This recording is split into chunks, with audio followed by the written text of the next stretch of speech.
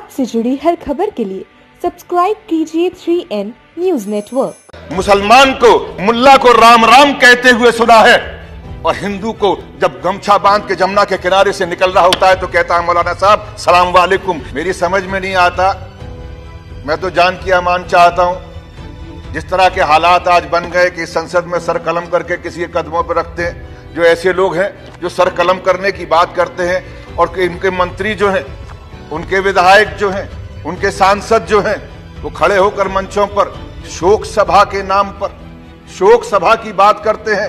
उसमें संवेदना नजर नहीं आती, बात नजर आती है बंदूकों की, बात नजर आती है गोलियों की, बात नजर आती है, बात कही जाती है लाठियों की, बात कही जाती है रेखाएं खींचने की। मैं उस खसखस का आदमी हूं।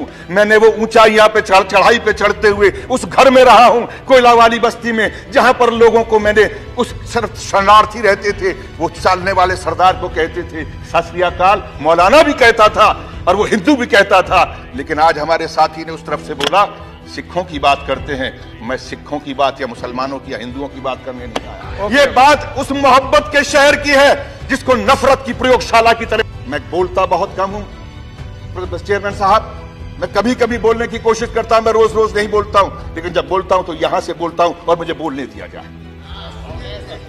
मैं आज उस शहर की बात कर रहा हूं जिस शहर के अंदर मामूली मामूली लोग सिर्फ इसलिए वहां पर चलते हैं कि मुझे उसके साथ में रोजगार करना है।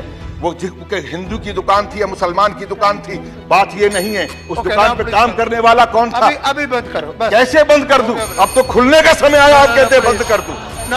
ये दुकान नहीं है, ये इंसानियत की उस चौखट को ताला लगाने की कोशिश की जा रही है। वो आरएसएस, वो बीजेपी के लोग वहां पर खड़े होकर इस बात का ऐलान कर रहे हैं और यहां पर बैठकर वो लोग आज कहते हैं कि हम इस देश के अंदर हम विकास की राजनीति करना चाहते हैं। ये राजनीति विकास की नहीं हो रही, ये राजनीति नफरत की हो रही है। और नफरत को पालने वाले वो लोग जिन लोगों को 2 बार से अगर सांसद बने हैं और मंत्री बने हैं, बिल्कुल सही कहा हमारे साथी ने, वो डिग्री क्या है मुझे नहीं मालूम, वो कहां पढ़े हैं ये भी नहीं मालूम, लेकिन जो जबान वो बोल रहे हैं वो एक अनपढ़ से भी गई गुजरी जबान है। वो इंसान की जबान नहीं बल्कि ऐसे शख्स की जबान है। राक्षस कहना छात्रों को, अगर ये कहना कि ये कुत्ते हैं, तो मैं ये कहना चाहूँ